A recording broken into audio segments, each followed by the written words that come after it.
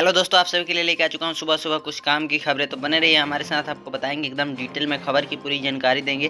तो चलिए बिना किसी देरी के वीडियो को स्टार्ट करते हैं। सबसे पहले और बड़ी खबर देखिए, पटना में झूलते तारों से अब मिलेगी लोगों की मुक्ति। 292 करोड़ की लागत से डाक बांग्ला, बांकीपुर समेत कई इलाकों में अंडरग्राउंड किए जाएंगे बिजली के तार। 2027 तक पूरे करने का लक्ष्य रखा गया है। यह काम 2027 तक मतलब पूरा हो जाएगा। वही अगली खबर देखिए, दिल्ली में कांग्रेस सांसद मणिकोर टाइगोर ने आरएसएस पर बयान दिए हैं। बोले हैं नफरत फैलाता है संगठन, आतंकी संगठन है। आरएसएस का अलकायदा से तुलना भी किए हैं। वहीं पटना में कांग्रेस ने मनरेगा का नाम बदलने के लिए विरोध मार्च निकाला और सरकार के खिलाफ जमकर नारेबाजी किया। दोस्तों अगली और बड़ी खबर देखिए, नए साल में पैन कार्ड और आधार कार्ड के लिंक को लेकर बड़ी खबर देखने को मिली है।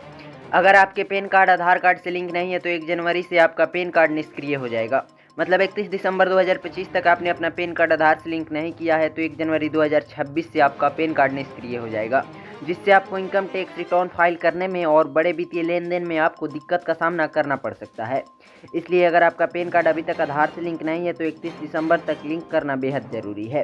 अगली खबर देखिए, इसी के साथ साल 2026 में नए साल में सोशल मीडिया प्लेटफॉर्म पर सख्त नियम लागू हो सकते हैं। 16 साल से कम उम्र के बच्चे के लिए सोशल मीडिया पर उम्र सत्यापन और पेरेंटल कंट्रोल जैसे फीचर आने वाले हैं, ताकि वह किसी गलत कंटेंट को ना देखें। इसके अलावा डिजिटल फ्रॉड को रोकने के लिए यूपीआई, सिम वेरिफिकेशन और डिजिटल पहचान से जुड़े नियम को और भी सख्त कर दिए जाएंगे। इसका मकसद ऑनलाइन डिजिटल सुरक्षा और बच्चों को ऑनलाइन खतरों से बचाना है। इसके साथ ही सरकारी स्कूलों में डिजिटल हाजिरी को लेकर भी नियम बनाए जा सकते हैं। अगली और बड़ी खबर देखिए, रेलवे ने सफ़र के नियम बदल दिए हैं। अब आप अधिक सामान लेकर यात्रा नहीं कर पाएंगे। नए नियम के तहत आपको तय सीमा तक ही सामान मुफ्त ले जाने की अनुमति होगी। अगर आप उससे अधिक सामान लेकर जाते हैं तो आपको अतिरिक्त शुल्क देना पड़ेगा। इसके साथ ही तय सीमा से अधिक सामान लेके जाते हैं आप तो आपको अलग से बुक करके सामान भेजना होगा। मतलब आप अधिक सामान लेकर जाते हैं तो उसको अलग से बुक करके भेजना होगा और साइज के अनुसार आपको शुल्क भी देना होगा।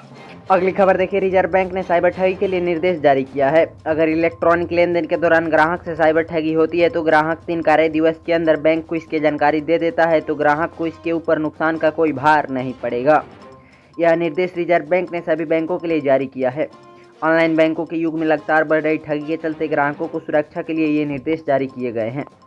साइबर ठगी के मामलों में रिजर्व बैंक ने साफ तौर पर कहा है कि अगर इस तरह के धोखाधड़ी की सूचना 3 कार्य दिवस में दे देता है तो उसे कोई नुकसान नहीं होगा। 3 दिन में बैंक को सूचना देने के मामलों में बैंक उस अनधिकृत इलेक्ट्रॉनिक लेन देन में ठगी की गई राशि को सूचना देने के 10 दिन के अंदर ग्राहक के खाते में वापस जमा करेगा।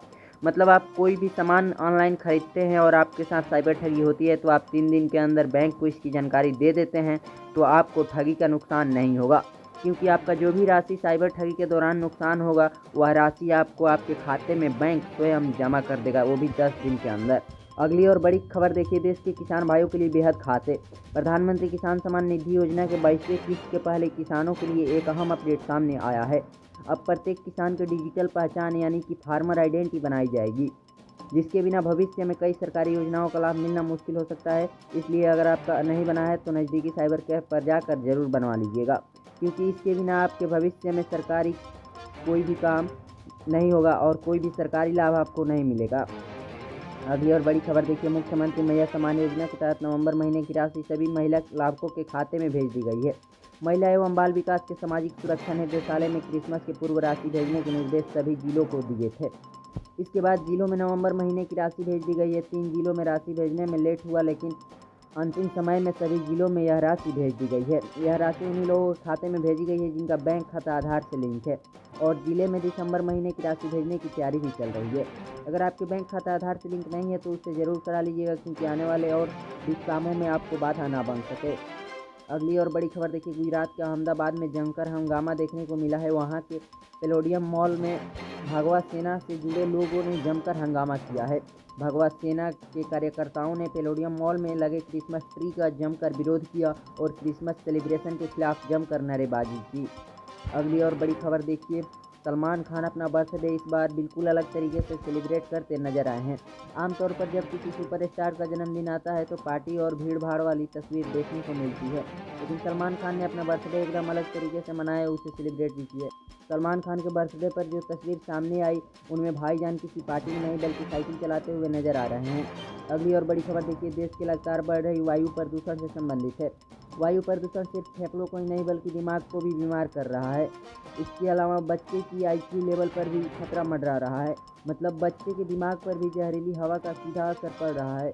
दिल्ली समेत देश के कई राज्यों में AIQ बदतर हालात में है। अब इसी को देखते हुए स्वास्थ्य विशेषज्ञों ने चेतावनी दी है कि वायु प्रदूषण न केवल शारीरिक स्वास्थ्य को नुकसान पहुंचा रहा है बल्कि मानसिक स्वास्थ्य पर भी गंभीर असर डाल रहा है। इससे बच्चे की IQ लेवल यानी स्मरण शक्ति में कमी और एकाग्रता में बाधा विकसित होने की आशंका बढ़ रही है। यहाँ तक कि खराब एयर क्वालिटी इंडेक्स के असर से लोगों में डिप्रेशन का खतरा भी बढ़ रहा है। ऐसे में अगर आपके इलाके में AQI बहुत ख़राब है तो आप लोग सावधान रहिए और अपने बच्चों का विशेष ध्यान रखिए, क्योंकि खराब AIQ आपके शरीर स्वास्थ्य के साथ साथ मानसिक स्वास्थ्य पर भी असर डाल रहा है। चलिए दोस्तों, इसी के साथ वीडियो को समाप्त करते हैं। मिलते हैं अगली खबर के साथ, तब तक के लिए जय हिंद।